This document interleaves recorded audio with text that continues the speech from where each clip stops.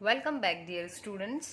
आज की वीडियो में हम बात करने वाले हैं बेसिक डेटा टाइप्स के बारे में कि C++ में बेसिक कौन कौन से डेटा टाइप्स होते हैं। डेटा टाइप का मतलब ये होता है कि हम किस तरीके के डेटा को इनपुट दे सकते हैं, मतलब नंबर्स, अल्फ़ाबेट्स, नंबर्स की पूरी सीरीज़। अब नंबर्स भी दो टाइप के होते हैं, एक होता है आपका होल नंबर जैसे 1 2 3 4 5, दूसरा होता है आपके डेसिमल वाले नंबर्स जो कि आ जाते हैं 1.2345 इस तरीके के, जिनमें डेसिमल के बाद भी कुछ नंबर्स होते हैं। तो ये सब होते हैं अलग अलग डेटा टाइप्स। तो उनके लिए हमारे पास में कुछ कीवर्ड्स होते हैं, ठीक है।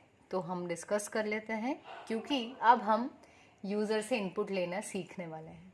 अभी तक के प्रीवियस वीडियोस में हमने देखा था कि यदि आपको कोई स्ट्रिंग प्रिंट करवानी हो तो आप सी आउट यूज़ करेंगे। अब हम आज की वीडियो के बाद में हम देखेंगे कि सी इन कैसे काम करता है एंड यूज़र से इनपुट हम कैसे लेते हैं। तो चलिए उससे सबसे पहले हम बात कर लेते हैं डेटा टाइप्स की। तो C++ में तीन तरीके के डेटा टाइप्स होते हैं। एक होता है यूज़र डिफाइंड, जिसको यूज़र डेफिनेशन देता है, जैसे स्ट्रक्चर।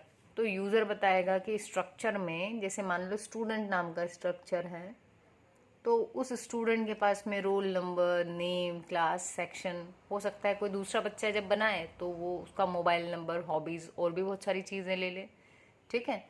ऐसे ही बाकी के भी होते हैं, ये हम देखेंगे आगे बढ़ेंगे जब, ठीक है। तो आपको यहाँ ये ध्यान देना है, यूज़र डिफाइंड का मतलब होता है इन डेटा टाइप्स की पूरी डेफिनेशन कौन देगा? यूज़र। अब जो होते हैं बिल्ट इन डेटा टाइप्स, ये आपको सबसे पहले समझना है, ठीक है।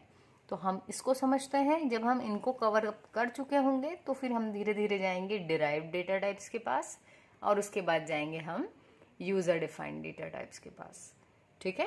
तो बहुत इजी है, आप चीज़ों को कंटिन्यूस वे में समझते चलेंगे। यदि हम रोज़ थोड़ा थोड़ा सीखते चलेंगे तो काफ़ी जल्दी सीख पाएंगे और आपके लिए एकदम बर्डन भी नहीं होगा। लास्ट डे मतलब एग्ज़ाम के जस्ट एक दिन पहले आपकी कंडीशन ऐसी नहीं होगी कि आपको बहुत सारा पढ़ना है, बल्कि आप इस कंडीशन में होंगे कि आपको रटना भी नहीं है, बल्कि आपको कंसेप्ट पता है। तो आपको सीधे जा कर के अपनी लैंग्वेज में लिखना रहेगा, ठीक है।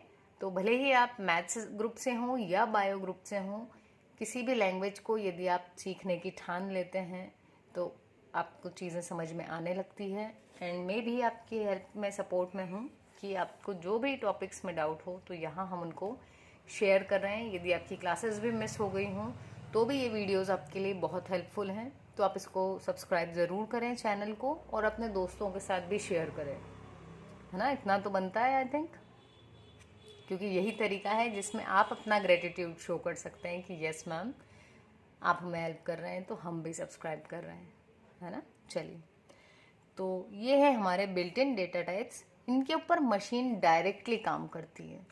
तो ये होते हैं, पहला होता है इंटीग्रल टाइप। इंटीग्रल टाइप की यदि मैं बात करूं तो इंटीग्रल दो तरीके के होते हैं, एक इंट और दूसरा कैरेक्टर। तो यहाँ पर क्या है, इंटीजर में आ जाते हैं आपके नंबर्स। यहाँ मैं लिख देती हूँ, इंटीग्रल में इंट में जो है आपके नंबर्स आ जाते हैं। कौन से numbers? Whole number. Whole number में क्या होता है, वैल्यू पॉजिटिव भी हो सकती है, नेगेटिव भी हो सकती है, या फिर ज़ीरो भी हो सकती है।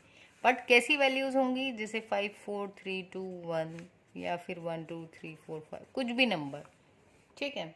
अब नेक्स्ट हमारे पास में ये इंट जो दिया हुआ है उसका फुल फॉर्म होता है इंटीजर, और ये हम इंट की ही बात कर रहे हैं, है ना। ये पूरी जो बात की हमने ये इंट की है और इसका फुल फॉर्म है इंटीजर। अब नेक्स्ट हम बात कर लेते हैं केयर की, CHAR। केयर का मतलब होता है कैरेक्टर, ठीक है। नहीं, ये वो वाला कैरेक्टर नहीं है जो कोई प्ले करता है किसी मूवी या सीरियल में। ये कैरेक्टर का मतलब है आपके अल्फ़ाबेट्स, ठीक है। तो कैरेक्टर में आ गए अल्फ़ाबेट्स, और इसको शॉर्ट में क्या लिखते हैं हम? CHAR। जैसे इंटीजर को शॉर्ट में लिखते हैं इंट, वैसे ही कैरेक्टर को शॉर्ट में लिखेंगे कैर। और इसमें आ जाते हैं आपके alphabets, small A to Z, capital A to Z, वो सब इसमें आ जाते हैं। और ये दोनों किस में आ जाते हैं? इंटीग्रल टाइप में। नेक्स्ट है हमारे पास में वॉइड। वॉइड ये बताता है कि जैसे हमने वॉइड मेन में यूज़ किया है वॉइड को, तो ये बताता है कि वो फंक्शन कोई भी वैल्यू रिटर्न नहीं करेगा। वॉइड को जनरली फंक्शंस के ही साथ में यूज़ करेंगे हम। और जो तीसरा हमारा बेसिक डेटा टाइप है वो है फ्लोटिंग टाइप।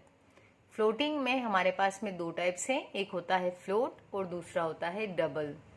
अब यदि मैं इसकी बात करूं तो फ्लोटिंग नंबर कौन सा हो जाता है हमारा?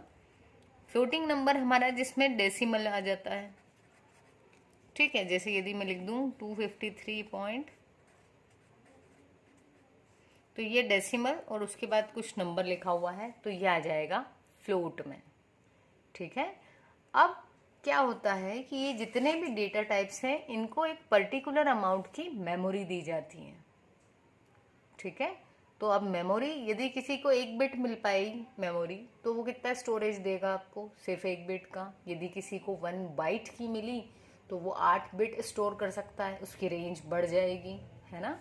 तो नेक्स्ट इसके बाद में हमारे पास में आता है ये जो डिराइव टाइप्स हैं, अरे, फंक्शन, पॉइंटर, रेफरेंस, ये भी हम देखेंगे स्पेसिफिकली, इन पे वीडियोस देखेंगे।